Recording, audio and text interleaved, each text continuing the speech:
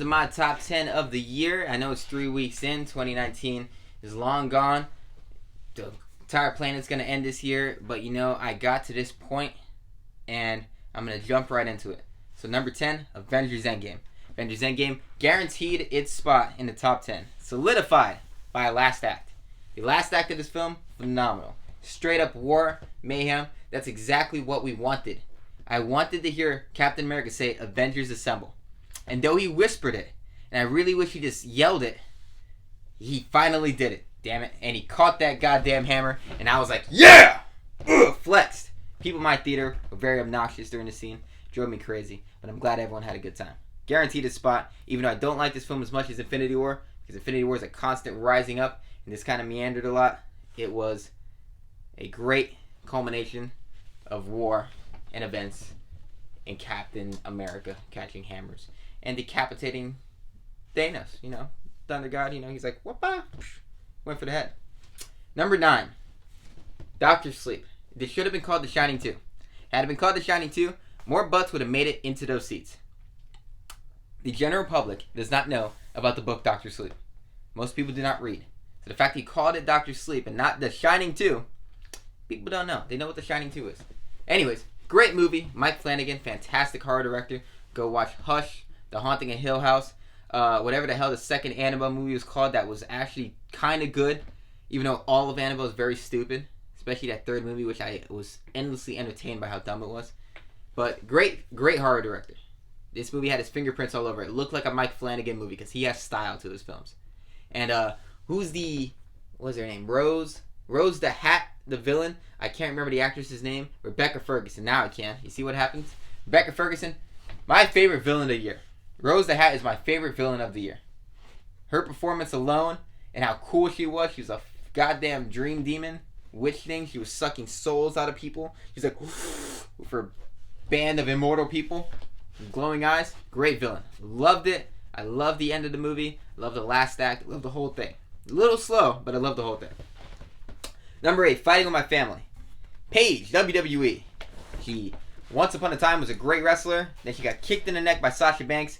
Her neck broken or something. I don't know. She's not there anymore. They made a documentary about her. Then they made a movie about her. The movie was a great feel-good story. The dynamic between her and her brother in this film. The emotional conflict between he didn't make it and she did. Great. The Rock's in this movie for 4 seconds. Great. The only thing I don't like about this movie is the end. Her debut match. Go watch that on YouTube. It is nothing like the debut match in the movie. The debut match in the movie is fantastic. It's a great emotional moment. Her speech at the end is great. Real life, it's not. It was one of the stupidest. Maybe I'm one of the stupidest matches I've ever seen. Debuts I've ever seen. Number 7, The Nightingale. At a point, this was number 1. But, I kind of watched it recently, and I take that into account, that it might have influenced how high this is on my list because of how recent I saw it. But Jennifer Kent made The Babadook. Fantastic horror film. Masterpiece horror film. Masterpiece of sound and use of shadow and just overall idea. This is also a simpler idea, revenge tale, rape revenge tale. But the acting's great. The writing's great. If you like dark films, this movie gets dark. Has one of the most horrific, what's the word?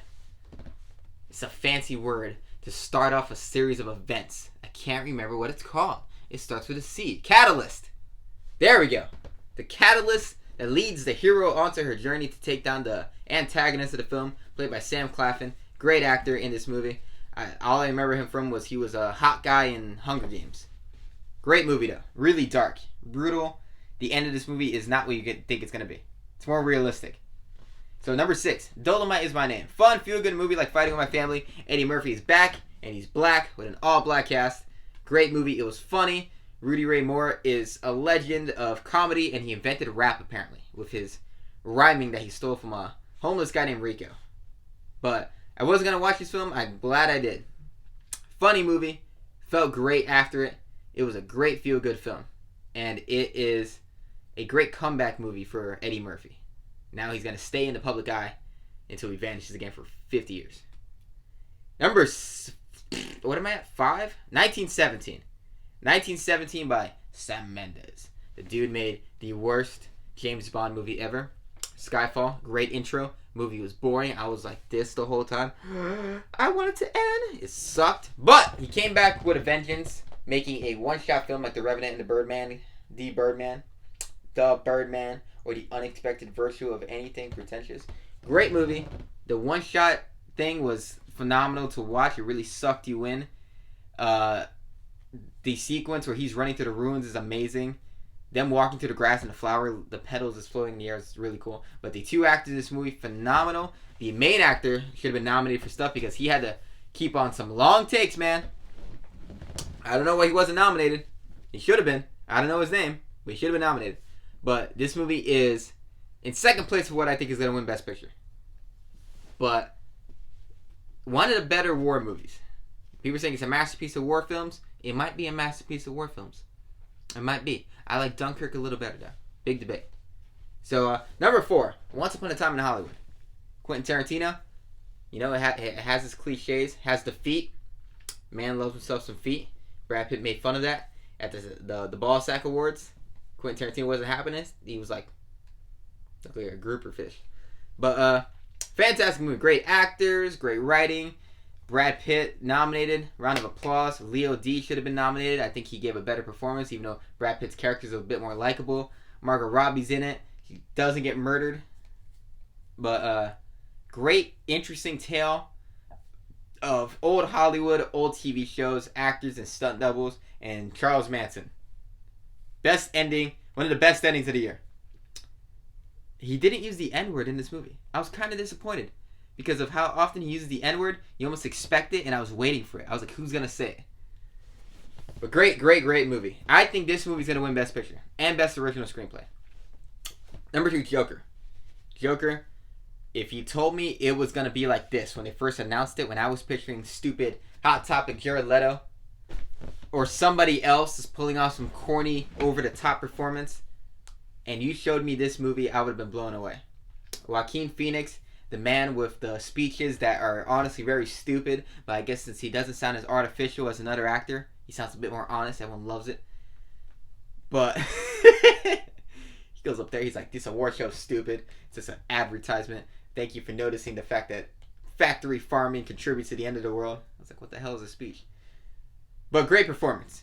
Probably going to win Best Actor. I think he should. I think another Joker actor should win. Because people need to recognize that comic book films are like any other movie. It's just a different media to tell your art form. You know, we adapt it from comic books, the same thing as adapting it from any other book. But round of applause, like Taxi Driver, impactful. That subway scene, gun violence, parallels past and present, amazing. Number 2, The Lighthouse. Just like Midsommar, a weird as hell movie. Midsommar would have made it from being weird on its own. But it didn't make it because Midsommar doesn't really have a story. The Lighthouse, though, has a great story. It's almost Greek mythological. You know? That ending. Very weird. But the performance in this film were phenomenal. I think Robert Pattinson should have been nominated as well. I think Robert Eggers should have been nominated for director and writing. It should be nominated for Best Picture and set design and costume. I don't know why it's only nominated for Willem Dafoe. And cinematography. Should have been nominated for the whole thing. But one of the weirdest movies I've ever seen. I'm glad I saw in a theater. The aspect ratio on the big screen was unique. The whole film was unique. The dialogue was unique. If you missed it in theaters, you missed an experience. Because I don't think I've ever seen a movie like this in theaters. An old shot on film, black and white, square aspect ratio movie. Felt like I was watching something straight out of the 1800s. So, great movie. Almost my favorite of the year, based off how much I thought about it when I left. But honestly, my favorite film of the year has to go to Ford versus Ferrari. I never thought this would make it to the favorite film of the year. It's not exactly something that blew my mind, but it honestly was the most enjoyable movie of the year. I didn't have a problem with it at all. All these movies, I have problems with it. You know, Avengers kind of meanders.